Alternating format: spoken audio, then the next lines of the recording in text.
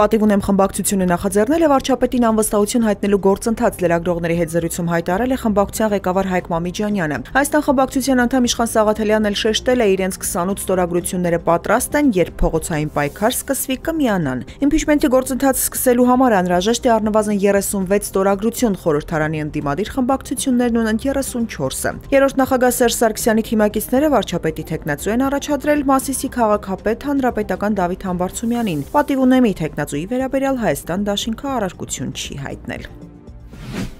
Տավուշի մարզպետ Հայկ Ղալումյանը վստահեցնում է, որ մարզում իրավիճակը հանգիստ է, հակառակորդի կողմից կրակոցներ չկան։ Խորհրդարանում լրագրողների հետ զրույցում Ղալումյանն ասել է, որ այս պահին սահմանազատման գործընթաց չի իրականացվում։ Հարցին ինչու է ճաքել Կիրանցի պատը, Ղալումյանն ասել է, այնտեղ պրոցեսներն իրականացվել են կարճ ժամանակահատվածում, բայց չի կարծում, որ դա շատ մեծ աղետ է։ Մարզպետի խոսքով Կիրանցի պատը եղել է ժողովրդի պահանջով, որը լուծել է ավելի շատ հոգեբանական խնդիր։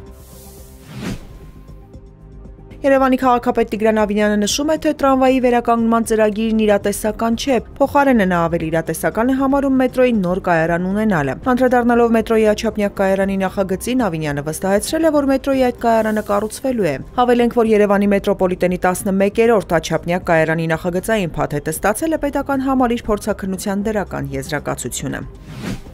Ճամբարակում տեղի ունեցած պայթյունի հետևանքով 4 անձ մահացել է, 7 չափահաս եւ 4 անչափահաս անձինք տարբեր մարմնական վնասվածքներով տեղափոխվել են Ճամբարակի առողջության կենտրոն։ Քննչական կոմիտեն հայտնել է քրեական վարույթ նախաձեռնելու մասին, պայթյունի նախնական պատճառը գազի արտահոսքն է։ Առողջապահության նախարարությունից էլ ավելի վաղ հայտնել էին, որ տուժածներից 3-ը տեղափոխվում են երևանյան բուժ հաստատություններ։ Մոսկվան Երևանից որևէ ազդակ չի ստացել ռուսական ռազմաբազայի դուրսբերման մասին, հանրապետության պաշտոնատար անձինք հրապարակավ հաստատել են նման հարց օրակարգում չկա։ Այս մասին հայտարարել է Ռուսաստանի արտգործնախարարության պաշտոնական ներկայացուցիչ Մարիա Զախարովան։ Նա նաև նշել է, որ ռազմակայանի կարգավիճակի հարցը երբեք չի բարձրացվել նաև Ադրբեջանի հետ Ռուսաստանի փոխգործակցության համատեքստում։ Միաժամանակ Զախարովան հայտարարել է, որ Մոսկվան տեղյակ է եւ հիմնավորված է համարում Բաքվի մտահոգությունը Հայաստանում Եվրամիության առաքելության գործունեության վերաբերյալ, կրկնելով ադրբեջանա-ռուսական թեզը։ Այդ առաքելության աշխատակիցները իբր լրտեսում են Հայաստանի հարևան երկրներին։